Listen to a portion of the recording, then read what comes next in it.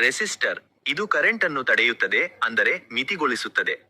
Capacitor ಇದು ವಿದ್ಯುತ್ ಅನ್ನು ಸ್ವಲ್ಪ ಸಮಯದವರೆಗೆ ಸಂಗ್ರಹಿಸುತ್ತದೆ, ಒಂದು ಸಣ್ಣ ಬ್ಯಾಟರಿಯಂತೆ. ಇಂಡಕ್ಟರ್ ಇದು ಮ್ಯಾಗ್ನೆಟಿಕ್ ಫೀಲ್ಡ್ ನಲ್ಲಿ ಶಕ್ತಿಯನ್ನು ಸಂಗ್ರಹಿಸುತ್ತದೆ. ಚೋಕ್ ಇದು ಒಂದು ಇಂಡಕ್ಟರ್ ಆಗಿದೆ, ಇದು ಹೆಚ್ಚಿನ ಆವರ್ತನದ ಎಸಿಯನ್ನು ತಡೆಯುತ್ತದೆ ಮತ್ತು ಡಿಸಿಯನ್ನು ಹರಿಯಲು ಬಿಡುತ್ತದೆ.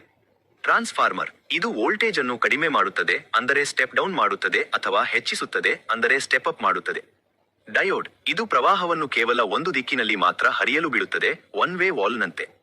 ಟ್ರಾನ್ಸಿಸ್ಟರ್ ಇದು ಸ್ವಿಚ್ನಂತೆ ಕಾರ್ಯನಿರ್ವಹಿಸುತ್ತದೆ ಅಥವಾ ಸಿಗ್ನಲ್ ಅನ್ನು ಆಂಪ್ಲಿಫೈ ಮಾಡುತ್ತದೆ, ಅಂದರೆ ಹೆಚ್ಚಿಸುತ್ತದೆ. ಇಂಟಿಗ್ರೇಟೆಡ್ ಸರ್ಕ್ಯೂಟ್ ಅಂದರೆ ಐಸಿ, ಇದರೊಳಗೆ ಸಾವಿರಾರು ಸಣ್ಣ ಕಾಂಪೊನೆಂಟ್ಗಳು ಒಟ್ಟಾಗಿ ಅಡಕವಾಗಿರುತ್ತವೆ. ಇದು ಸರ್ಕ್ಯೂಟ್ನ ಮೆದುಳು. ಸ್ವಿಚ್ ಇದು ಸರ್ಕ್ಯೂಟ್ ಅನ್ನು ಕೈಯಾರೆ ಆನ್ ಆಫ್ ಮಾಡುತ್ತದೆ. ರಿಲೇ ಇದು ಒಂದು ಎಲೆಕ್ಟ್ರೋಮ್ಯಾಗ್ನೆಟಿಕ್ ಸ್ವಿಚ್ ಆಗಿದೆ, ಇದು ಕಡಿಮೆ ಶಕ್ತಿಯಿಂದ ದೊಡ್ಡ ಲೋಡ್ ಅನ್ನು ನಿಯಂತ್ರಿಸುತ್ತದೆ. ಎಲ್ಡಿಆರ್ ಇದರ ಮೇಲೆ ಬೆಳಕು ಬಿದ್ದಾಗ ಇದರ ರೆಸಿಸ್ಟೆನ್ಸ್ ಬದಲಾಗುತ್ತದೆ. ಆಟೋಮ್ಯಾಟಿಕ್ ಸ್ಟ್ರೀಟ್ ಲೈಟ್ಸ್ ನಲ್ಲಿ ಇದನ್ನೇ ಬಳಸಲಾಗುತ್ತದೆ.